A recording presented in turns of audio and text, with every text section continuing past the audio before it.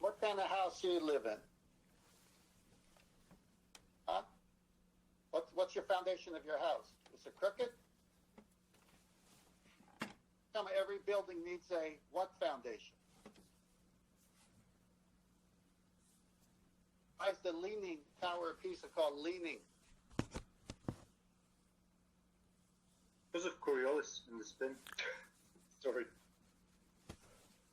So how does a smooth surface on a sphere make the same, I guess, argument that something is flat or not flat? How does that work? So comparatively, when Neil deGrasse Tyson details a sphere the size of a bowling ball, so that you can get your physical hands onto it as a comparison, he's saying that on a bowling ball, to you, at that scale, it would feel perfectly smooth when you presuppose Earth as a sphere. Comparatively, the highest mountains and valleys are nothing by comparison to the overall scale. Therefore, he's saying, Neil deGrasse Tyson would say, that your bowling ball, would be perfectly smooth. Well, the same would apply to a flat plane when you don't presuppose Earth's a sphere. Overall, comparatively, it's flat. All of it, including topography, which was what I was contrasting. So QE said when you minus off the topography, or when Arwin said you're just looking at the geometric plane it's on, that plane is flat. Now, when you add in the topography, yeah, you can say there's some minor differences. But even including the topography, comparatively, as a whole, it's flat. That's what I'm saying. What about the relative size? But try pottery, and you'll find out. It's trying to give you a relative idea of the flatness by comparison with an example made by someone else. Explaining level and flat, that they can be interchangeable. What's nonsense? That doesn't make sense. No, level and flat are two different things. On the round ball. I'm sure this guy will say yes. Am I right? Have you seen the hillsides? Which way do the trees grow? Sideways or straight up? New York Center. You seen the ocean? It's called sea level. Aeroplane. In that same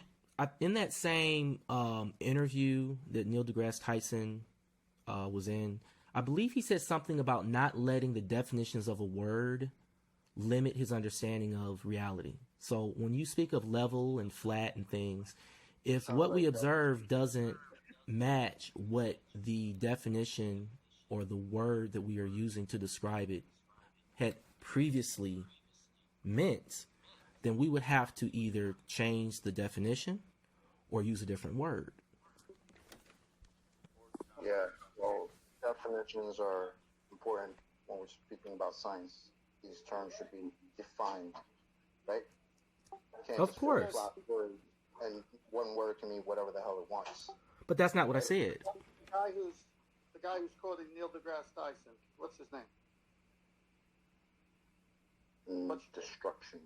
Hey, Flat. Oh, you're talking to me? Flat and destruction, yeah. I want to address a question to you.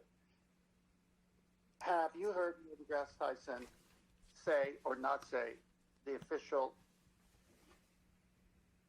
being 25,000 miles in circumference? Yes or no? I haven't heard him say it, but I believe that that's the case. Okay. Now, math is math. There's no opinions in math. There's no bias in math. Numbers don't lie. Liars sure do figure. But figures don't lie. All right? You agree with that? Yeah, but there's a caveat. Some people can misrepresent the information and ignore certain factors that come to those conclusions. Do you agree? Do you agree 2 plus 2 is 4? It can never be 5. Certainly agree with that. Yes. Okay, thank you. So my question is this. Show me the curve that's supposed to exist on the 25,000 mile circumference ball globe. Show me the curve, and then why do we not see this curve? I can give you the answer right now. First of all, you asked me to show you a curve on a 25,000 mile circumference globe.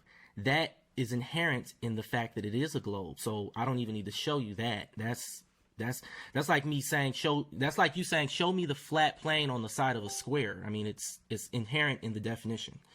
To the other part, You want to buy my house for cash? Show me the cash. Hold on. that's not how that works. Unfortunately, that's not how that works. We're not exchanging for money. It's a totally different process.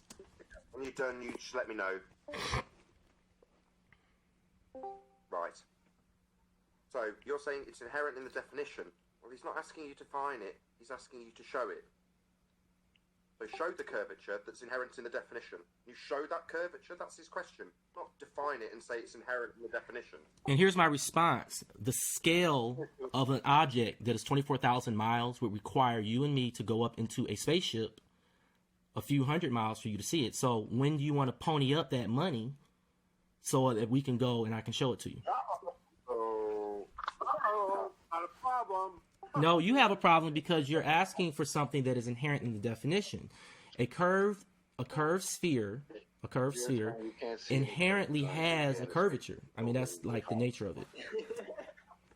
Now, the issue here is whether or not you guys accept your limited perspective as sufficient to define the entire shape of the Earth. No, we've been up there to define it as that. He's gone into ramble mode where any address to anything he said is going to get talked through by him.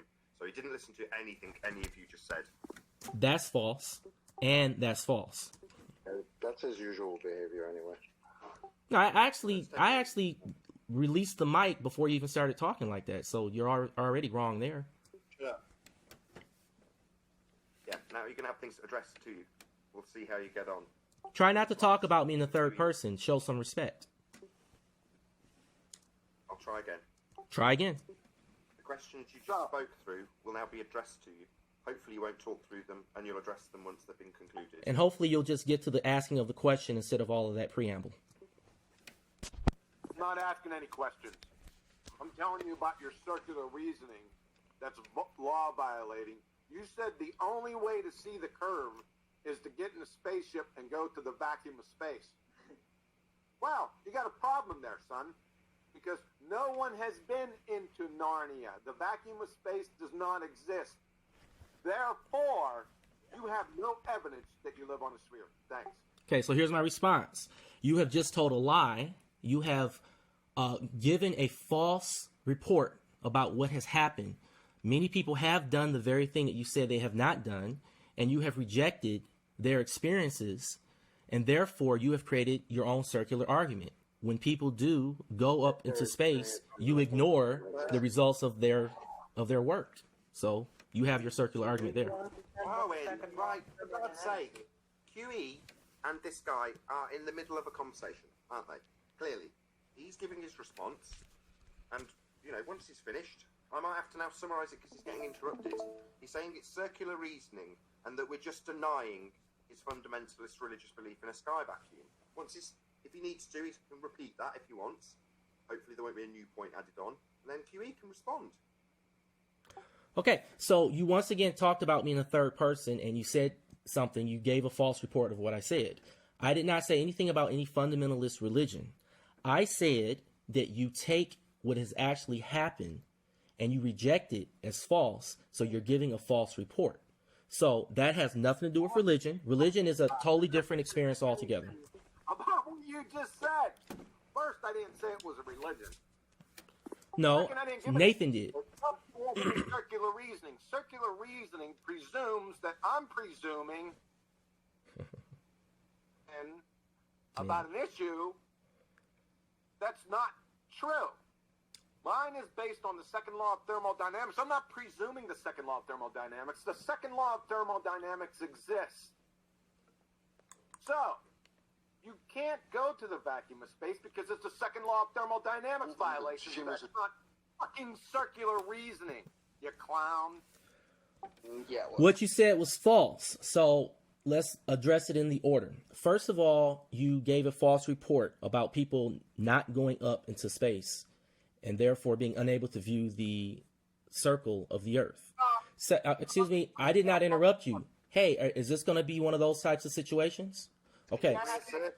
So secondly, you create the circular argument when you reject the contributions of people. I have not had enough time to speak my response. So, okay. One more time. There you go. There you go. You're collapsing. Go ahead. Triggered.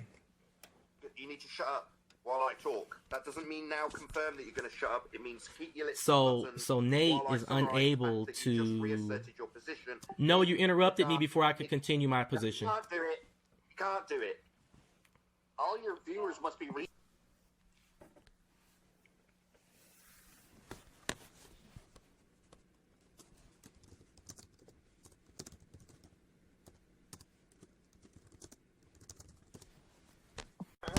Yeah, let Alien talk. What kind of house do you live in?